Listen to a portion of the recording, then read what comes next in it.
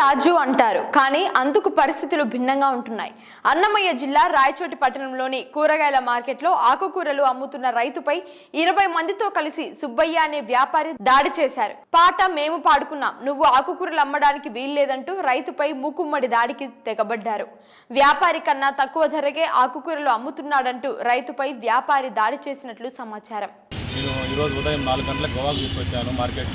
Market తీసుకొచ్చి అక్కడ రాయచోటి సుబ్బయ్య అని అతను వచ్చేసి గోవాకు పెడితే అతను పట్టనివ్వకుండా నా మీద దౌర్జన్యం చేసి వాళ్ళ ఒక 20 మంది వచ్చి నన్ను కొట్టి మళ్ళీ నా సెల్లు పగలగొట్టేసి తర్వాత వాళ్ళ పోలీస్ స్టేషన్ తీసుకెళ్తానని చెప్పి నన్ను ఆటోలో ఎక్కించుకొని వాళ్ళ ఇంటి దగ్గరికి వెళ్ళి వాళ్ళ బ్రదరు అతను నన్ను కొట్టి తన్ని ఈ విధంగా వాళ్ళ ఇంటి దగ్గర ఇబ్బంది పెట్టి ఈ విధంగా చేసినారు.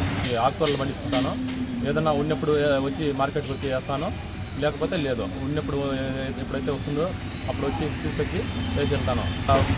గోవాకు వచ్చేసి అక్కడ పెట్టనివ్వకుండా ఇది మేము పాడుకున్నాము అని చెప్పేసి అతను నా మీద దౌర్జన్యం చేసి ఈ విధంగా కొట్టి ఈ విధంగా చేశాడు.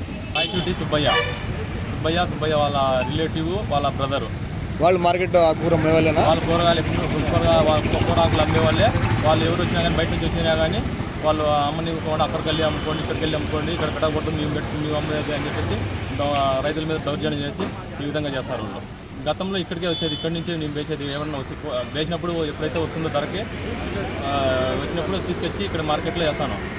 ఇంతవరకు అతనికి నాకు ఏ శత్రుత్వం ఏం లేదు. అతను ఈరోజు వచ్చేసి అతను నేను తక్కువగా అమ్ముకుంటున్నానని చెప్పి అతను వచ్చేసి ఈ విధంగా చేయాలి.